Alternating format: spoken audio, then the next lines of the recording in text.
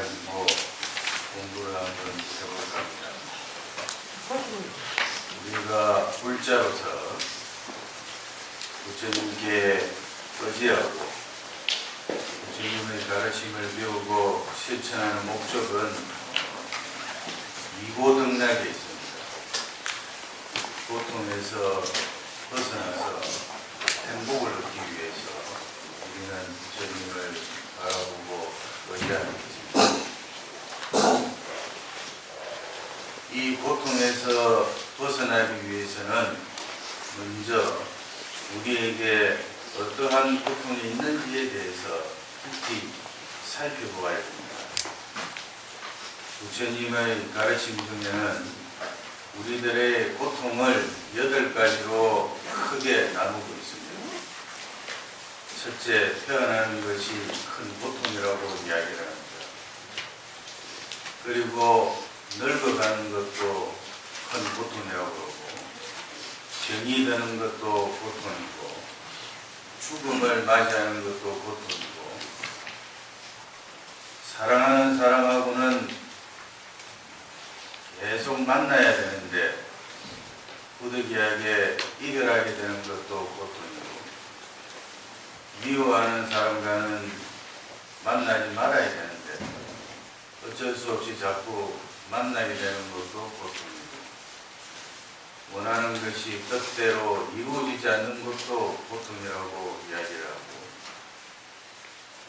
몸과 마음이 안정이 되지 않아서 늘 편안하지 못한 것, 몸과 마음의 기운이 지나치게 왕성해서 안정이 되지 않는 것도 고통이라고 이야기를 합니다.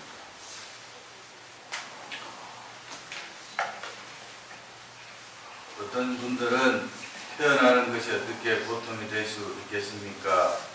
질문을 하는 분이 있습니다만은, 부처님의 가르침은 태어나는 것이 큰 고통이라고 이야기를 하고 있습니다. 사람으로 태어나는 것도 좋은 국토에 태어나거나 좋은 부모를 만나거나 좋은 환경 속에서 태어나면은 조금 상대적으로 안락할 수 있지만, 좋지 못한 국토에 태어나거나 그리고 좋지 못한 부모를 만나거나 좋지 못한 환경 속에 태어나면 그것은 태어나는 것 자체가 이미 고통인 것이죠. 큰 고통인 것입니다. 그리고 사람으로 태어나는 것은 그나마 조금 좋게 생각할 수 있겠습니다만, 축생으로 태어나서 또 고통을 받을 수 있는 것이죠. 부처님 말씀에 인생난득 불법난봉이라 했습니다. 사람의 몸뚱아리 받아나기 어렵고 부처님의 가르침을 또한 만나기 어렵다 했습니다. 그래서 사람으로 태어나는 것이 쉬운 일이 아니고, 또 사람으로 태어나도 좋은 환경 속에 태어나는 것이 쉬운 일이 아닌 것입니다. 그래서 태어나는 것도 큰 고통인 것이죠. 그리고 또 어떤 분은 또 질문을 할 수가 있습니다. 몸과 마음이 왕성한 것이 어떻게 고통이 될 수가 있겠습니까? 이런 말씀을 하시는 분이 있습니다. 몸과 마음의 기운이 왕성한 것이 나쁜 것은 아닙니다만, 이 몸의 기운이 지나치게 왕성하면 사람이 마음이 안정이 안 됩니다. 이 몸뚱아리가 색수상행시 온으로 이루어져 있는데, 이 몸뚱아리의 기운이 지나치게 왕성하면 화를 잘 내기 쉽고, 누가 조금만 자기 자신에게 기분 나쁘게 하면 그 사람을 때리기가 쉽고, 폭력을 행사하기가 쉽고, 그리고 몸의 기운이 지나치게 왕성을 하면 몸의 기운에 이끌려가지고 탈선을 하기가 쉽고, 정신적으로 안정이 안 됩니다. 지나치게 몸의 기운이 왕성한 것도. 그래서 우리가 이 사회적으로 좋지 못한 길을 걸어가는 젊은이들 보면은 젊은이들 보면은 지나치게 몸의 기운이 지나치게 왕성한 젊은 사람들 보면은 좋지 못한 길로 빠져드는 것을 쉽게 우리가 볼 수가 있습니다. 그래서 몸의 기운이 너무 왕성한 것도 좋은 것이 아니니까 그런 쪽으로 지향을 하지 마시고 바랍니다.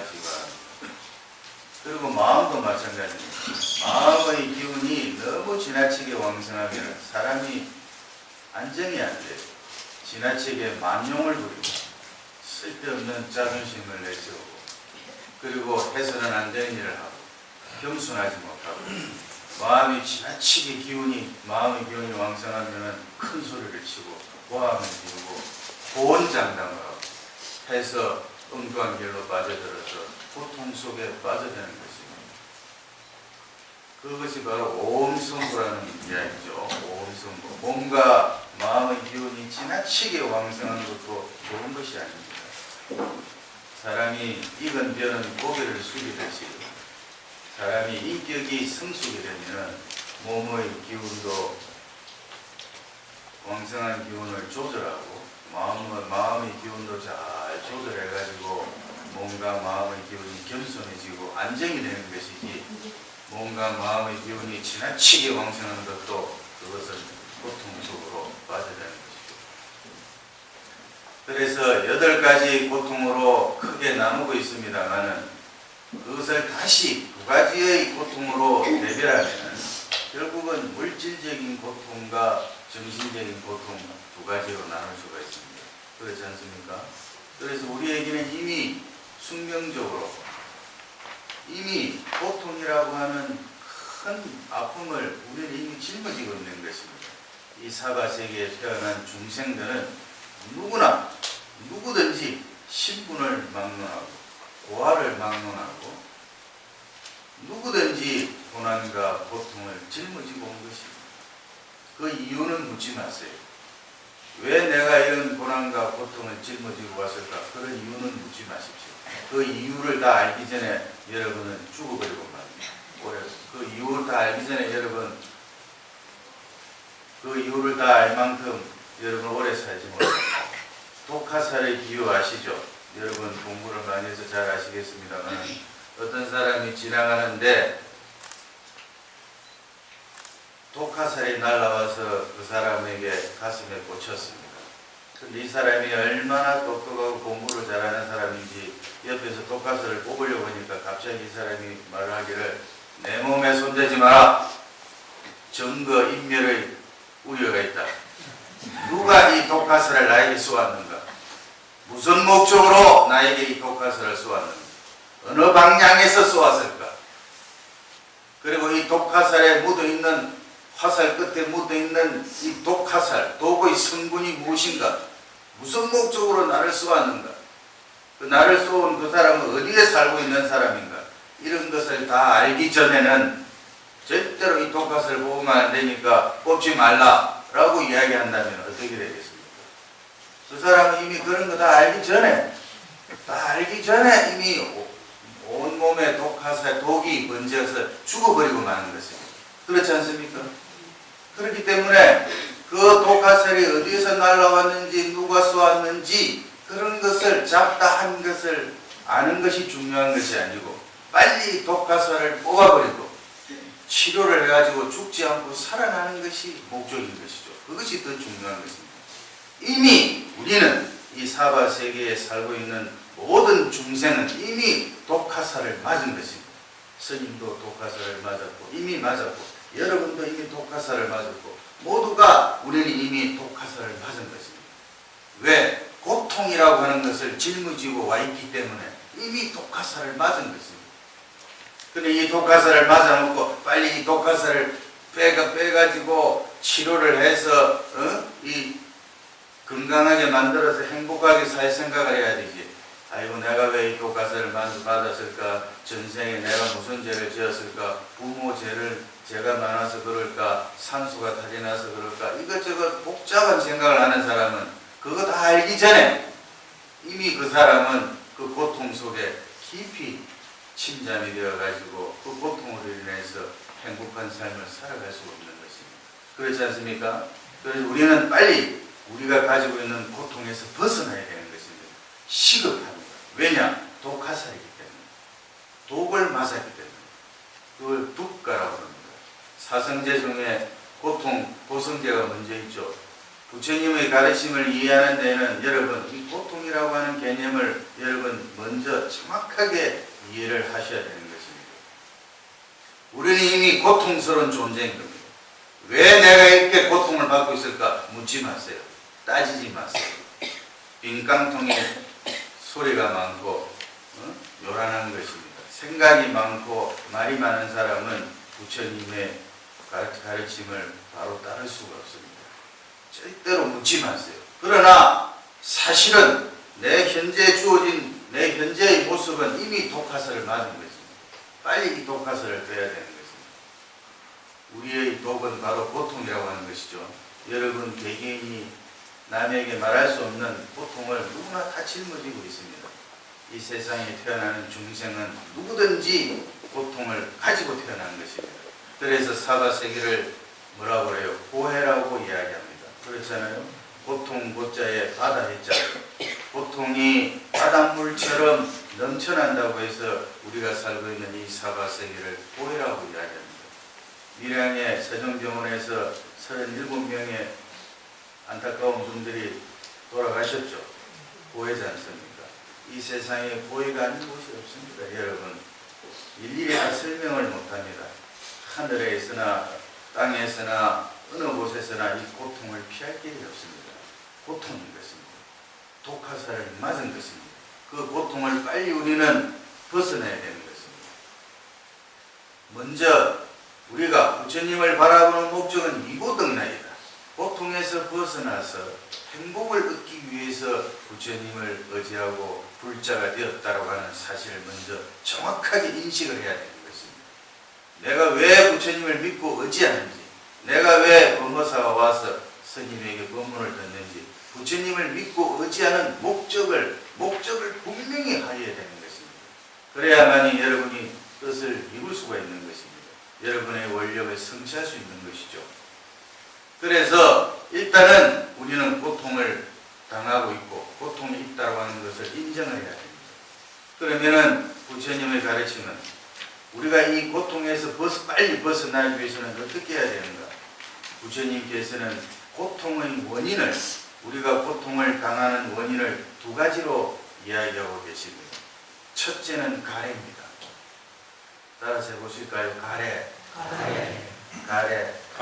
잘 아시겠습니다만 가래라고 하는 것은 우리가 목이 마를 때 갈증이 일어난다고 그러죠. 목마른 사람이 물에 대한 갈증을 내듯이 오용락에 대한 갈증인 것입니다.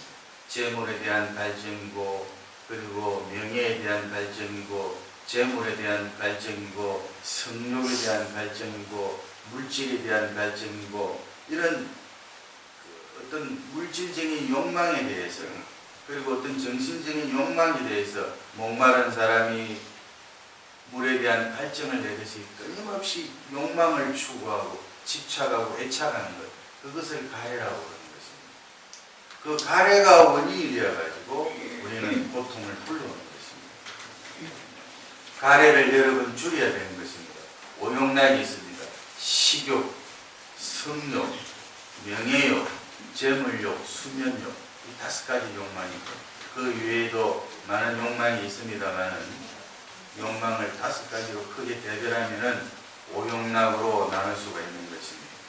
이 5가지 욕망으로 인해서 끊임없이 우리는 그 욕망에 대한 갈증을 내는 것입니다. 그걸 이루기 위해서, 그걸 가지기 위해서 집착하고 애착하는 것이죠.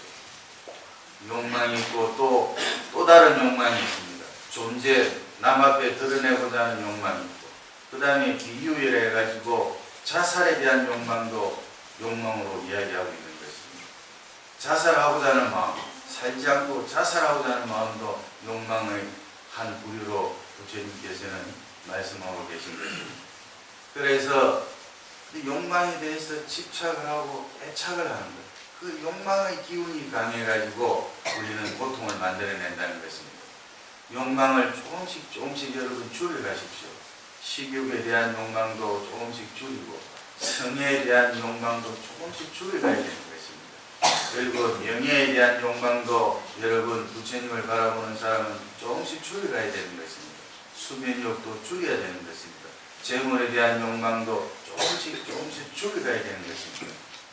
그렇다라고 해서 부자가 되지 말라는 이야기가 아니고 맛있는 음식을 먹지 말라는 이야기가 아닙니다.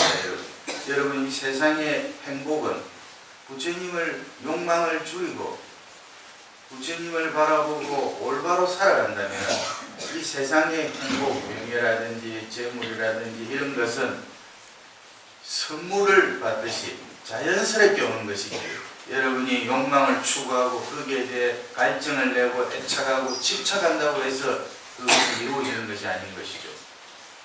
그래서 여러분 욕망에 대한 집착을 조금씩 줄여가는 수행을 하셔야 되는 것입니다.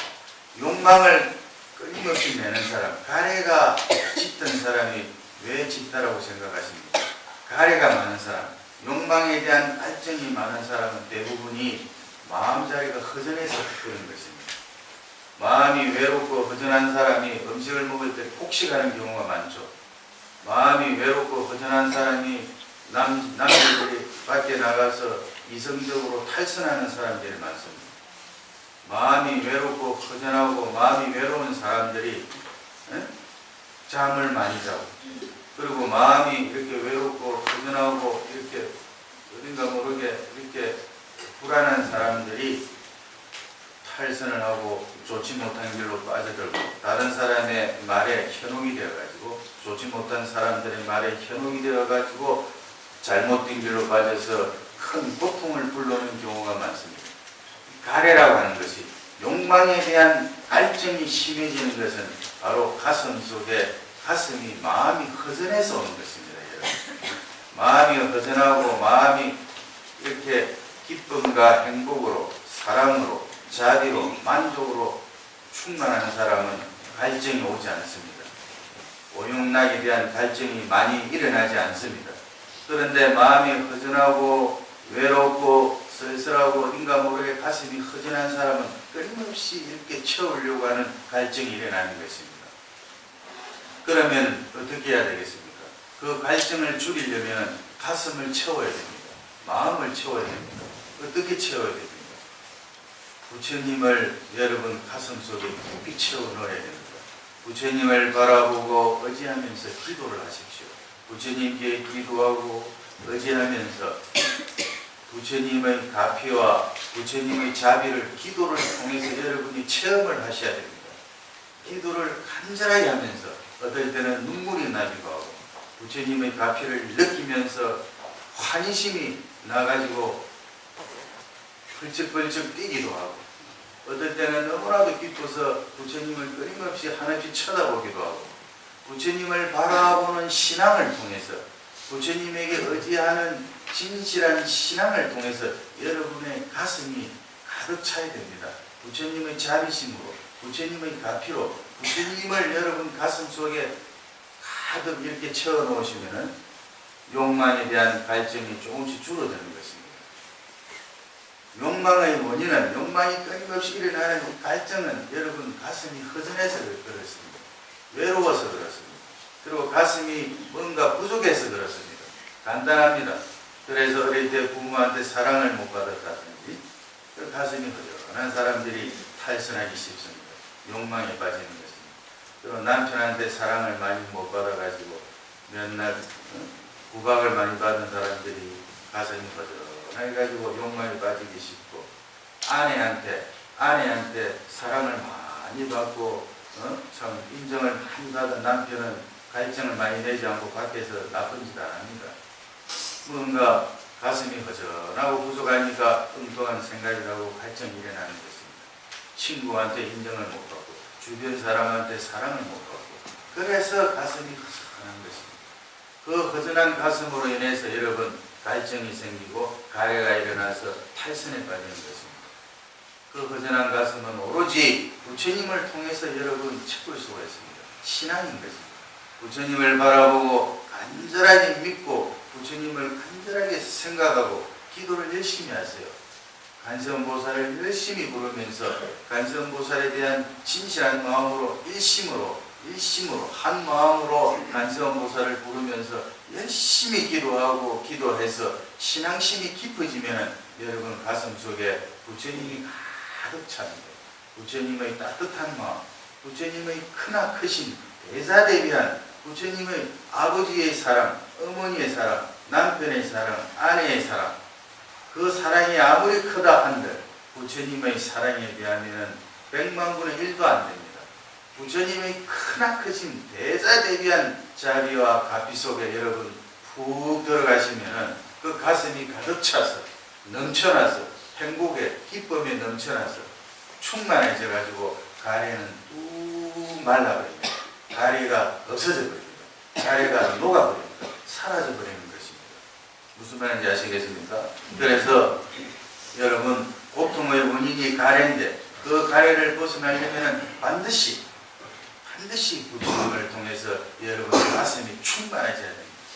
어릴 때 부모한테 받지 못한 사랑, 가족으로부터 여러분이 상처가 난 것, 여러분 모든 수많은 환경 속에서 여러분 부딪히면서 트라우마가 있고 가슴이 이렇게 상처를 받아서 감성적으로 이렇게 여러 가지 병이 드는 사람이 많이 있습니다. 누구나 그렇습니다.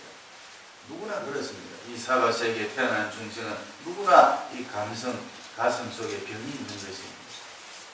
사람은 두 가지 종류의 병이 있습니다. 감성의 병이 있는 사람이 있고 이성의 병이 있는 사람이 있습니다. 감성의 병이 있는 사람은 감성의 병이 있는 사람이 있고 이성의 병이 있는 사람이 있죠.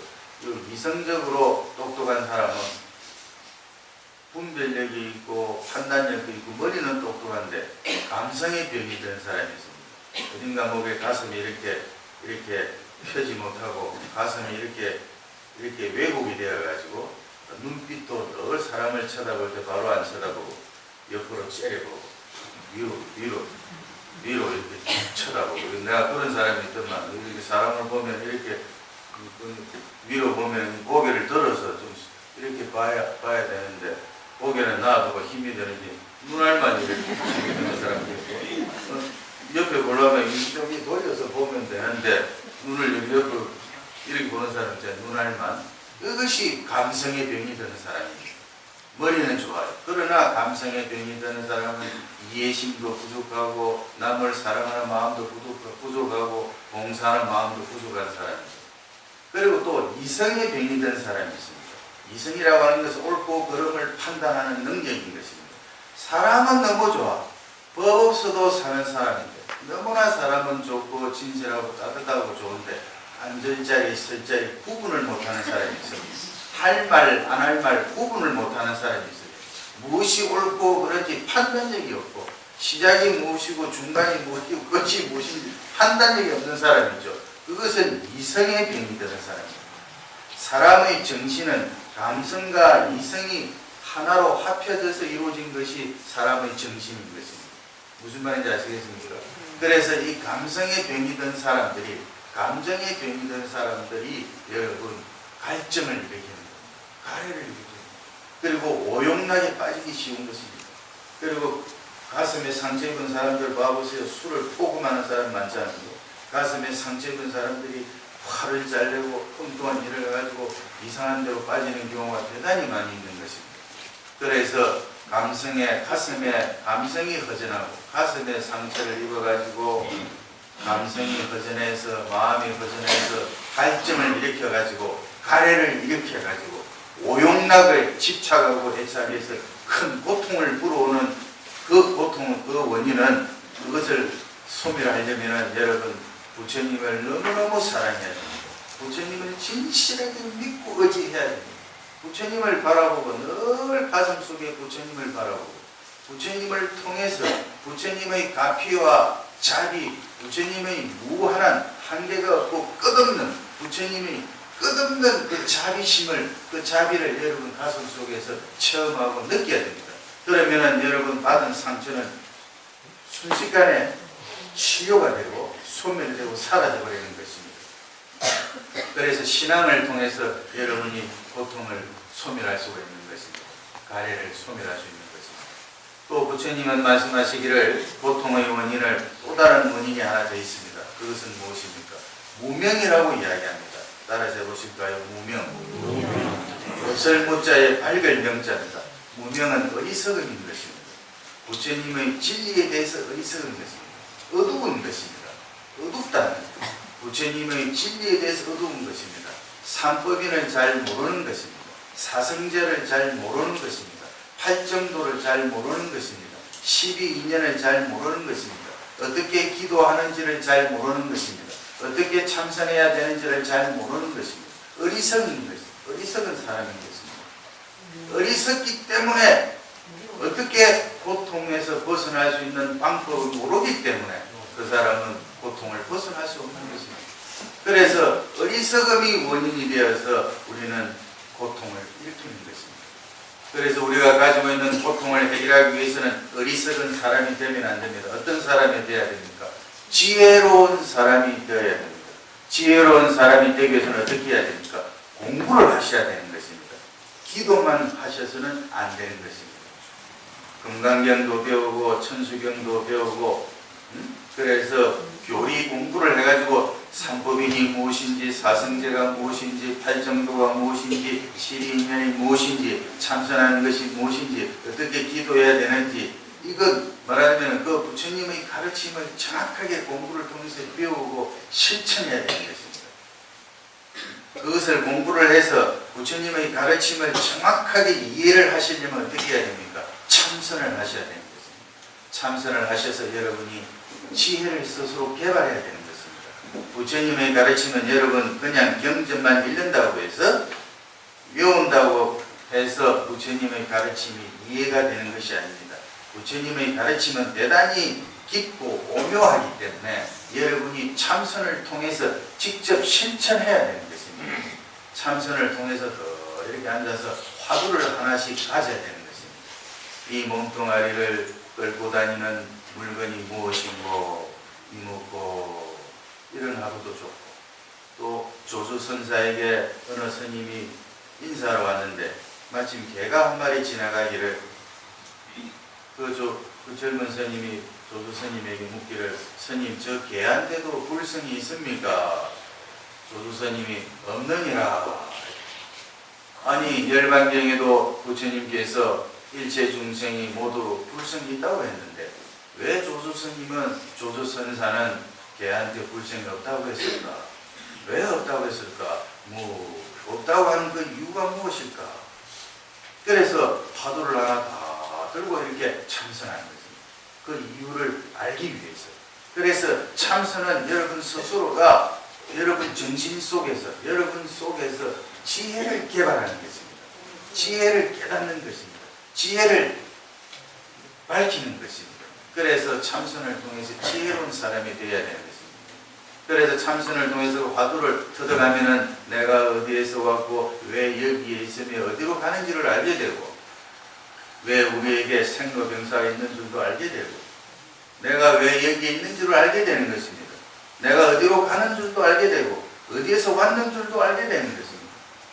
또 다른 화두가 있지 않습니까? 아버지 어머니가 그대를 놓기 이전에 그대의 본래 면목은 무엇인고 이것도 아주 좋은 화두죠. 부모 미생년의 본래 면목 이런 화두라든지 또 여러분이 연구를 열심히 하시다가 관세음보살 열심히 관세음보살님 명호를 부르시다가 이 명호를 부르고 있는 이것은 무엇인고 도대체 무엇이 관세음보살하고 연구를 하고 있는가 이렇게 연구를 하고 있는 자기 자신을 한번 돌이켜보는 것 그것이 또 이목고 그 연불선이죠. 연구를 하면서 연구를 하고 있는 이 물건이 무엇인고 하고 돌이켜보면 그것이 바로 참선이 되는 것입니다.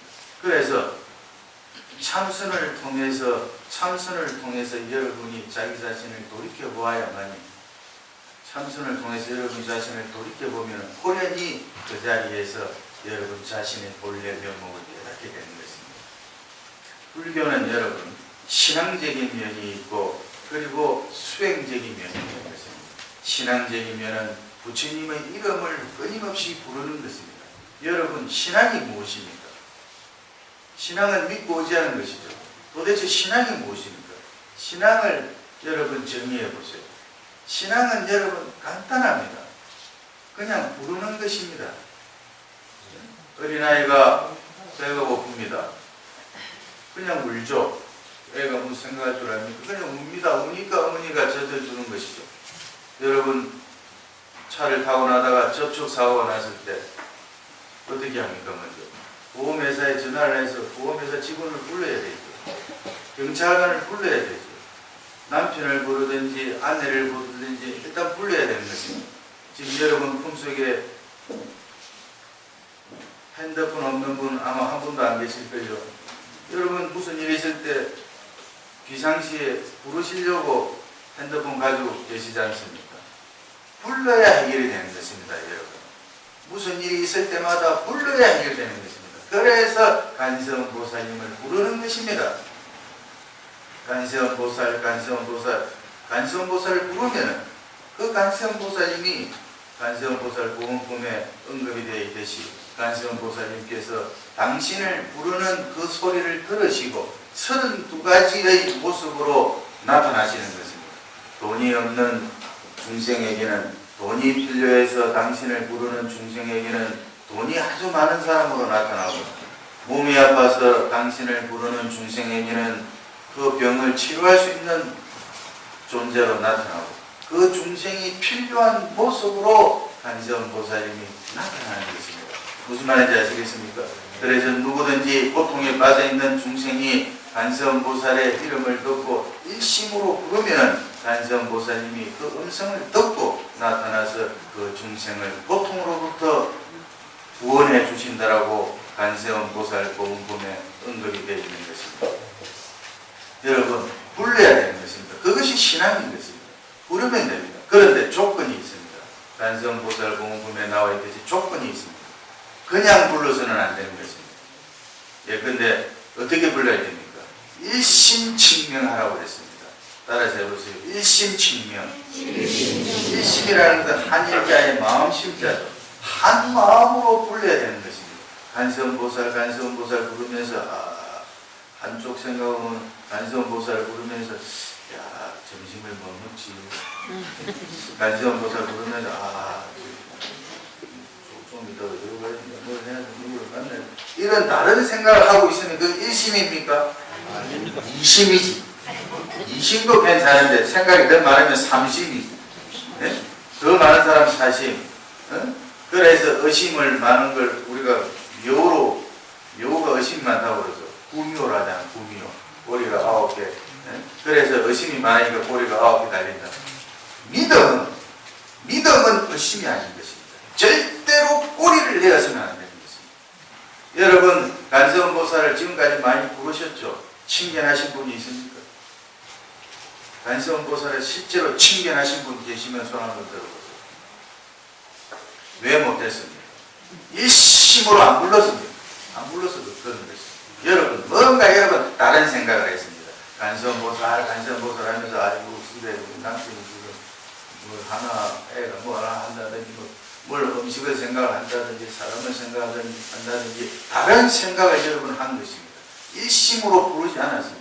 간세음보살님께서 간세음보살 보문품에 분명히 약속했듯이 당신을 일심으로 부르는 사람, 심지어는 호법스님한테도 내가지 조그마한 스님한테도 오늘 스님 법문 한번 해주십시오 해도 이 회장님이 참 간절하게 전화를 해주시고 이렇게 해서 내가 왔지, 법문 한번 해주실랍니까? 이러면 나도 기분 나빠서 법문하러 안 옵니다. 안 그렇습니까? 나같이 별거 아닌 스님도 어느 정도 마음을 정성을 들여야 이 자리에 오는데, 간세음보살을 칭견하면 우리가 가지고 있는 모든 고통을 그 자리에서 즉시 해결이 되고, 심지어는 죽음의 고통마저도 그 자리에서 사라지는데, 그런 분을 부르면서 근성으로 간세음보살 하면서 한쪽으로는 다른 생각을 하고 간세음보살을 부르신다면 간세음보살을 칭견할 수 있을까요? 절대로 칭견할 수 없습니다. 여러분. 간성보살을 칭찬하고 싶은 사람은 정말 간절하게 간성보살을 부르십시오. 간성보살, 간성보살, 간성보살, 간성보살. 심지어는 간성보살을 부르고 있는 자기 자신마저도 의식하지 못할 정도로 간절하게 간성보살을 부르면 누구든지 간성보살을 칭찬할 수가 있습니다. 일심으로 부르기만 하면 간성보살은 반드시 칭찬할 수가 있습니다. 만날 수 있습니다. 간성보살이 실제로 눈앞에서 확연하게 분명하게 간성보살을 칭찬할 수 있습니다. 간성보살을 칭찬하는 순간 여러분이 가지고 있는 모든 고통은 그 자리에서 즉시에 사라지고 완전한 행복을 체득하게 되는 것입니다. 여러분, 이것이 신앙입니다. 신앙의 욕구는 간단한 것입니다. 그냥 부르십시오. 부르는데 어떻게 한 마음으로 불러야 되는 것입니다. 두 마음으로 불러서는 절대로 간성보살을 칭찬할 수 없습니다. 부르는 것이 신앙입니다. 여러분, 극락세계 가고 싶은 분이 어떻게 합니까? 나무 아미타불. 나무 아미타불이 무슨 뜻입니까? 아미타는 뭡니까? 부처님 이름입니다. 이름. 나무는 무슨 뜻입니까? 돌아가서 의지하겠습니다. 이 말이죠. 돌아가서 의지하겠습니다.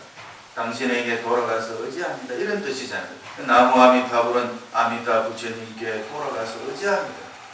아미타 부처님이 전생의 법장비구로서 세자제왕 부처님 11개의 세상에 출연하셨을 때 부처님 앞에 나아가서 48가지 큰 원력을 세웠습니다. 당신이 천상천하 모든 세상을 한눈에 훑어보니까 중생이 행복하게 살만한 세상이 없다라는 것입니다. 우리가 살고 있는 이 사바 세상도 여름에는 너무 덥고 벌레도 많고 겨울에는 너무 춥고 이 몸뚱아리도 병들기 쉽고 중생이 행복하게 살 수 있는 세상이 어디를 봐도 없더라는 것입니다. 그래서 법장비구가 중생이 행복하게 살 수 있는 완벽한 이상세계를 창조하고 구현하기 위해서 세자제왕 부처님께 나아가서 48가지의 위대한 극락세계 설계도를 가지고 세자제왕 부처님께 나아가서 극락세계를 건설할 대원력을 세우시고 오랜 세월 동안 수행하셔가지고 아미타 부처님이 되신 것입니다. 부처님이 되셔가지고 그 부처님의 위실력으로 서방의 10만원 국토를 지나가서 극락세계를 지금 건설해 놓으시고 누구든지 당신의 이름을 부르는 사람, 그 사람이 임종하는 순간에, 임종을 맞이하는 순간에 아미타 부처님이 그 사람 앞에 나타나셔서 그 사람의 영혼을 거두어서 극락세계에 태어나시겠다고 하신 분이 바로 누굽니까? 아미타 부처님인 것입니다. 여러분이 간절하게 기도하는 간성보살도 아미타 부처님의 왼편에 계신 자우초보살인 것입니다. 무슨 말인지 아시겠습니까? 여러분, 그래서 우리가 극락세계 48가지 대원에 보면은 십념 왕생원이 있습니다. 십념은 열십자에 생강념자에 갈왕자에 태어난다는 왕생입니다. 누구든지 나무 아미타 부처님을 10번이라도 십념은 10번입니다. 10번이라도 간절하게 부르는 사람은 바로 극락세계에 태어나게 하겠다고 하는 원력을 법장비구가 세우신 것입니다. 그래서 우리는 나무 아미타불 열심히 그분의 이름을 부르는 것입니다. 여러분, 진리는 간단하고 단순한 것입니다. 여러분, 복잡하게 생각하지 마십시오. 1 더하기 1이 2라고 하는 것을 알면은 2 더하기 1이 3이라고 하는 것은 공부 안 해도 저절로 아는 것입니다. 그렇지 않습니까? 여러분, 진리는 간단하고 간결하고 단순한 것입니다. 여러분, 간절하게 부르십시오. 아미타 부처님의 이름을 부르십시오. 부르되 간절하게 부르십시오. 진실하게 부르십시오. 거짓없이 정직하게, 진실하게, 간절하게, 솔직하게, 정직하게, 간절하게 불러야 됩니다. 그것이 바로 극락세계에 태어나는 가장 중요한 비결입니다. 요건입니다. 간성보살을 부를 때도 간절하게 부르십시오. 일심으로 부르시면 그것이 바로 간성보살을 칭찬하는 가장 중요한 요건이 되고 관세음보살을 칭견하는 순간 여러분이 가진 고통은 전부 사라지고 정말 여러분은 행복한 존재가 되고 이고등락이 되는 것입니다. 그것이 신앙인 것입니다. 신앙을 통해서 우리의 감성 속에 상처가 나는 것, 트라우마, 감정 속에 일어나는 감성 속에 들어가 있는 병, 이 병이 다 치료가 되어서 아주 정서적으로 행복하고 기쁘고 즐겁고 정말 아름다운 사람으로 변모가 되는 것입니다. 부처님을 바라보는 사람은, 진실하게 신앙을 하는 사람은 정서적으로 자꾸 부드러운 사람이 되는 것입니다. 화를 내는 사람이, 잘 내던 사람이 화를 거의 안 내는 사람으로 바뀌는 것입니다. 마음이 잘 삐치는 사람도 정서적으로 변이 되는 사람입니다. 잘 삐치는 사람도 부처님에 대한 신앙을 잘하면 삐치는 마음이 사라집니다. 화를 잘 내는 사람도 화내는 마음이 줄어드는 것입니다. 여러분. 그리고 정서적으로 늘 뭔가 모르게 우수에 젖은 사람이 있습니다. 우수 아시죠? 눈에 눈물이 고이는 것 같고 뭔가 좀 가을 분위기처럼 우수에 젖은 사람이 더 좋은 거 아닙니다. 절대로 그런 감성에 병이 드는 사람입니다. 감성에 병이 들면 고통입니다. 그래서 그런 좋지 못한 감성에 병이 드는 모습도 점점 여러분 신앙을 통해서 치료가 되고 아주 건강하고 발랄하고 행복한 마음으로 이렇게 변화가 되는 것입니다. 신앙을 통해서 이것을 해결할 수가 있는 것입니다. 그리고 이성에 병드는 사람, 이성적으로 병이 드는 사람은 참선을 통해서 해결할 수 있는 것입니다. 무슨 말인지 아시겠죠? 참선을 통해서 해결할 수 있는 것입니다. 사람은 너무 따뜻하고 부드럽고 선하고 좋은데 앉을 자리 쓸 자리 구분 못하고 옳고 그런 것을 판단하지 못하고 정확한 분별력이 없는 사람은 이성의 병이 드는 사람인 것입니다. 무엇이 옳고 그런지 정확한 판단력이 없는 사람, 이성의 병이 드는 사람인 것입니다. 인간의 정신은 감성적인 면과 이성적인 면, 이 두 가지가 합쳐서 인간의 정신이 되어 있는 것입니다. 이성적으로 병이 드는 사람은 어떤 것도 이루어낼 수가 없습니다. 이 세상에 성공할 수가 없습니다. 올바른 가정을 이끌어갈 수가 없고 사업을 해도 성취할 수가 없습니다. 어느 분야에서도 성공할 수가 없습니다. 감성의 병이 드는 사람도 올바른 가정을 이끌어갈 수가 없습니다. 어떤 분야에서도 그 사람 성공할 수가 없습니다. 여러분. 그래서 성공할 사람, 참다운 성공을 이루려면 여러분 감성이 건강한 사람, 이성도 건강한 사람이 되어야 됩니다. 이 이성이 건강한 사람이 되려면 여러분 참선을 해야 됩니다. 조금 전에도 여러분에게 소개시켜 드렸듯이 화두를 드려야 되는 것입니다. 지혜로운 사람이 되어야 되는 것입니다. 이먹고 따라서 한번 해보실까요? 이먹고 이 몸뚱아리를 끌고 다니는 물건이 무엇인고 하고 끊임없이 화두를 잘 들고 여러분 공부를 하셔야 되는 것입니다. 그래서 화두를 잘 들면은 삼법인의 이치를 깨닫는 것입니다. 부처님이 왜 모든 것이 무상하다 했으며 이 중생사는 고통이라 했으며 왜 나라는 것이 없는 것인가?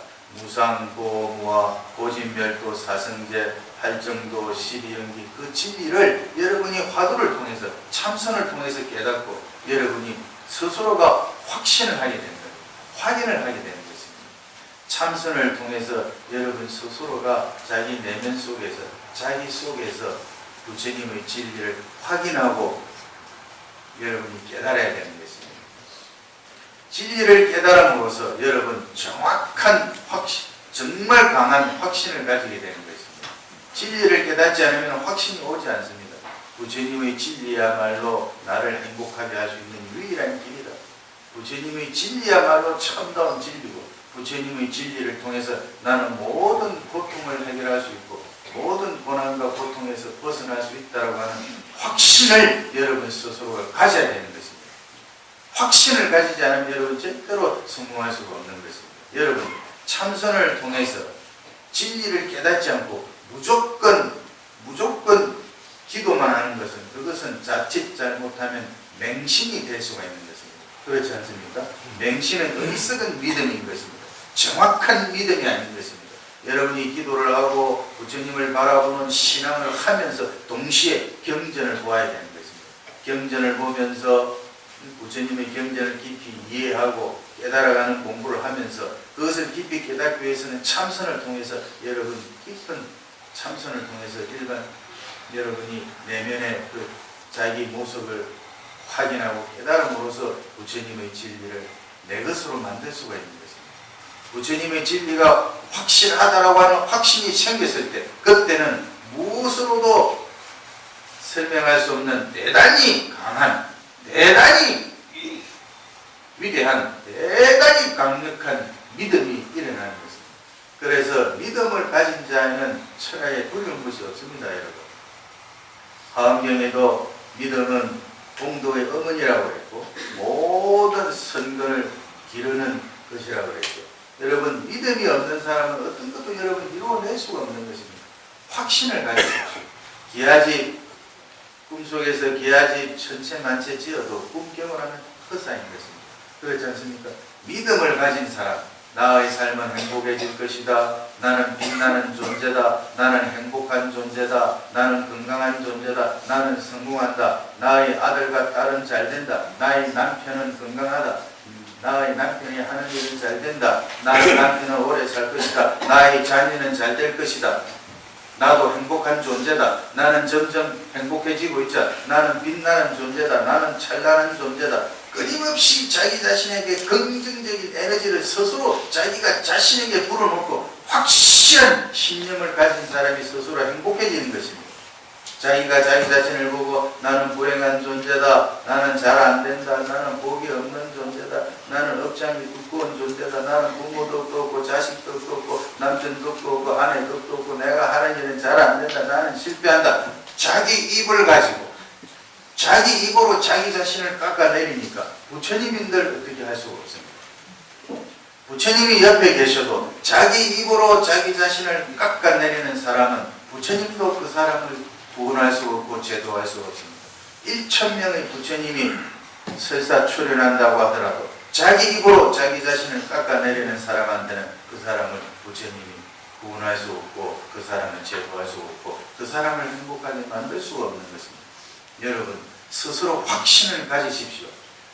행복한 사람, 잘되는 사람은 끊임없이 자기 자신에 대한 확신을 가지는 것입니다. 믿음이 그렇게 여러분 중요한 것입니다. 제가 수많은 많은 불자님들을 봤습니다만 어느 어머님이 자기 자신에 대해서, 자기 자식에 대해서 참 자식 생각이 잠시라도 안 떠나는 분이 있거든요. 밖에 바람 쐬러 어디 잠깐 갈 때도 며칠 동안 해도 자식 생각이 머릿속에서 가슴속에서 안 떠나고 늘 밥을 먹을 때나 잠을 잘 때나 자식 생각이 가슴에서 안 떠나고 머리에서 안 떠나는 어머니가 있습니다. 무슨 일이 생기는 줄 압니까? 그 자식은 절대로 행복해질 수가 없습니다. 그 자식은 성공 못합니다. 그 자식은 행복해질 수가 없습니다. 여러분, 왜 그런 줄 알아요?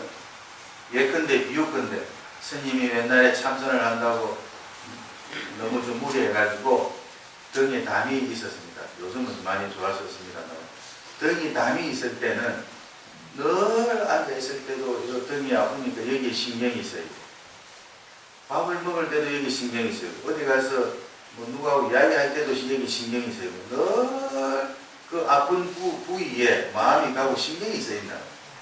내가 예컨대 이 등이 안 아프고 참 건강한 것 같으면 여기 신경이 쓰이겠어요? 안 쓰이겠어요? 안 쓰이겠지. 신경이 안 쓰이겠지. 그것처럼 여러분이 왜 자식 생각이 끊임없이 머리에 박혀있고 안 떠나는 줄 알아요? 악욕불로 붙여놓은 것처럼 이 가슴 속에 자꾸 안 떠나고 안 떠나는 것은 그놈이 잘 안 되려고 그래. 그놈이 나한테 병이다 이 말이야. 뭔가 병이 드는 거야. 그놈이 잘 안 풀리려고 잘 안 되려고 자꾸 생각하는 거야. 그러면 그 자식이 잘 되게 하기 위해서는 어떻게 해야 돼? 그 자식에 대한 생각을 놓아야 된다. 그 자식에 대한 걱정, 근심을 놓아야 된다. 어떻게 하면 놓을 수 있어요? 부처님을 바라보면서 신앙을 통해서 놓고 참선을 통해서 이런 진리와 이치를 깨달음으로써 놓을 수가 있는 것입니다. 자식을 놓고 자식에 대한 근심, 걱정을 놓을 때에 그 자녀가 잘 풀리는 것입니다. 여러분이 사랑하는 남편도 마찬가지입니다.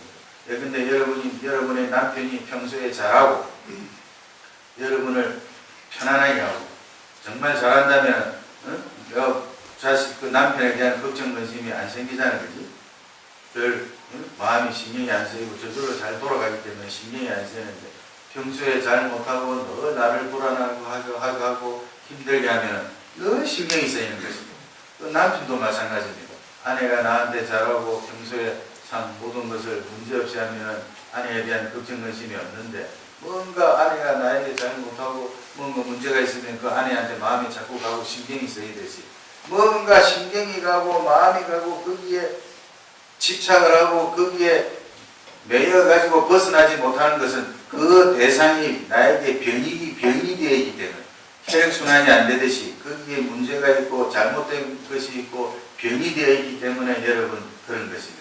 그러면 그것을 고치기 위해서는 신앙을 통해서 부처님께서 모든 것을 해결해 주신다는 믿음을 가지고 걱정, 근심에서 벗어나십시오. 그리고 참선을 통해서 진리를 통해서 이런 이치를 깨닫고 걱정, 근심을 하는 것이 그 대상에게 내가 사랑하는 그 대상에게 도움이 되는 것이 아니구나. 이것을 깨닫고 적시의 마음을 놓아버리고 집착에서 벗어나십시오. 그러면 여러분이 사랑하는 그 대상은 저절로 잘 되는 것입니다. 여러분이 신경을 안 써도 마음을 안 써도 여러분이 사랑하는 그 대상은 그 사람들은 저절로 잘 이루어지고 저절로 잘 되고 저절로 성취가 되고 저절로 이루어지고 저절로 행복한 존재가 되는 것입니다. 여러분 이 세상을 보십시오. 높은 하늘을 보세요. 얼마나 하늘이 높고 그 바닷가에 모래수만큼이나 되는 많은 별이 있습니까? 저 바다를 보세요. 영도 한번 와보세요. 바다 파도가 넘실거리죠.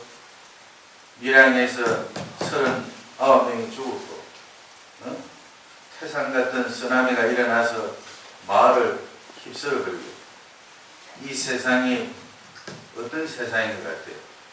이 세상이 사자굴입니까? 여우가 사는 여우굴입니까? 여우가 사는 여우굴에는 해도 없고 달도 없어요. 여우가 잠을 잘 때는 여우굴 속에서 잘 때는 웅크리거든요. 불안해서. 여러분이 사는 이 세상은 사자가 사는 사자굴이지 여우가 사는 여우굴이 아니다. 이 천상천의 세상을 둘러봐라고 마음 약한 사람 이 세상에 살지를 못해. 무슨 말 아시겠어요? 마음 약한 사람은 이 세상에서 못 산다니까. 우리가 이 사바세계는 우리가 살고 있는 이 세상은 사자가 사는 사자굴이지 여우가 사는 여우굴이 아니다. 사자와 같은 용기를 가지고 담대함을 가지라. 용기를 가지고 신념을 가지고 확신을 가지고 사자와 같은 에너지를 가지고 살아야 이 세상에서 행복해질 자격이 있지. 사자굴 속에서 사자가 다니는 사자 세상에 말이야 여우가 꼬리를 살랑살랑 흔들고 다니다가 얼마나 놀라겠노 말이야. 누구 사자가 나타나서 잡아먹을까 하고 지나가다가 깜짝 놀래게. 그러니까 여우라는 놈이 걸어가다가 뒤를 팍 돌아오고 돌아가다가 팍 돌아오고 맨날 돌아보다 겁이 나가지고 의심이 많아서 이 여러분이 사는 이 세상은 사자가 사는 사자굴입니다. 마음을 담대하게 가지세요. 마음을 비우세요. 걱정, 근심을 놓아버리세요. 부처님께서 모든 것을 이루어 주신다는 절대적인 확신을 가지고 마음을 놓아버리라니까. 걱정, 근심을 털어버리세요. 걱정, 근심을 털어버리세요. 왜냐? 여러분 스스로가 사자와 같은 용기와 기상과 자신감을 가지지 않으면 이 사자가 사는 사자 세상에서 성공 못합니다. 사자가 사는 사자 세상에서 여우 같은 마음을 가지고 고양이 같은 마음을 가지고 토끼 같은 마음을 가지고 사슴이나 노루 같은 마음을 가지고 사니까 맨날 사슴이나 여우처럼 뛰어가다가 돌아보다가 총 맞아 죽지. 그렇잖아요. 이 세상은 사자가 사는 사자굴이 되면 용기와 신념을 가져야 됩니다. 사자같이 사는 사람은 믿음을 가지고 확신을 가지는 사람입니다. 부처님이 계시다는 걸 믿으세요. 부처님께서 천상천하 유아독존입니다. 하늘 위나 하늘 아래나 가장 위대한 분이고 우리의 모든 고난과 고통을 해결해 주시는 위대한 분이 부처님이지 않습니까? 그런 부처님을 믿고 의지하면서 걱정, 근심, 사소한 걱정, 근심 모조리 버려버리세요. 모조리 털어버리세요. 모조리 놓아버리고 오로지 간섭하고 그리고 이먹고 하면서 여러분 일상생활, 가정생활, 사회생활 진실하게 주어지는 대로 잘 하시고 걱정, 근심 다 놓아버리세요. 자녀들에 대한 걱정것이 놓아버릴 때 그 자녀는 잘 되는 겁니다. 왜냐? 사자의 부모의 자식이니까 그놈이 안 될 수가 없지. 여우 부모는 맨날 자식 때문에 근심 걱정하는 거예요. 여우의 자식이 잘 될 수가 없어요. 맞아요. 용기를 가지고 신념을 가지고 확신을 가지는 사람. 이 사람은 그 부모가 사자와 같은 담대한 마음을 가지고 용기를 가지고 확신을 가지는데 감히 누가 그 사자 새끼를 건드리겠냐? 죽으려고. 아무도 못 건드리는 겁니다. 그렇지 않습니까? 여러분 그런 것입니다. 그런 확신과 신념을 가지고 살아야 됩니다. 그래서 스님들의 법문을 뭐라고 그래요? 사자후라고 하는 것입니다. 여우후라고 안 하는 것입니다. 맞아요. 사자후라고 하는 것. 스님의 법문을 그래서 사자후라고 하는 것입니다. 스님이 평소에 이런 말 안 하지만 그래도 이 법상에 올라왔을 때는 스님은 사자후를 해야 되는 것입니다. 무슨 말인지 아시겠습니까? 그리고 스님들 계율에 보면 스님들은 잠을 잘 때도 사자처럼 자라 있습니다.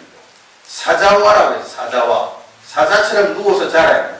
그래서 사자가 잘 때 오른쪽 옆구리를 땅에 대고 잔다고 그럽니다.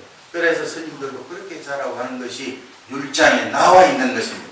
스님들은 목소리를 내도 사자 같은 목소리를 내고 사자가 응! 한번 소리를 내면 온갖 잡짐승이 돌아다니다가 어디로 가는지 흔적도 없이 사라진다. 저 밤하늘에 별들이 아무리 나도 반짝 너도 반짝 아무리 잘난 척을 해도 아침에 해가 뜨면 어때요? 순식간에 흔적도 없이 사라져버린다 이 말이에요. 우리가 걱정 근심이 많고 번뇌 망상이 아무리 많아도 사자와 같은 용기와 신념을 가지고 확신을 가지고 한번 해버리면 여러분 걱정 근심 다 사라져버립니다. 아무것도 아닙니다. 여러분 자녀들이 안 될 것 같아요. 그런 생각하지 마세요. 그 착각입니다. 다 됩니다. 다 이루어집니다. 다 성공합니다. 천하에 안 되는 것이 없어요. 다 이루어져요. 근데 왜 안 되느냐? 안 되는 이유는 간단합니다. 왜 안 되느냐? 자기 입으로 안 된다 하기 때문에 안 되는 겁니다.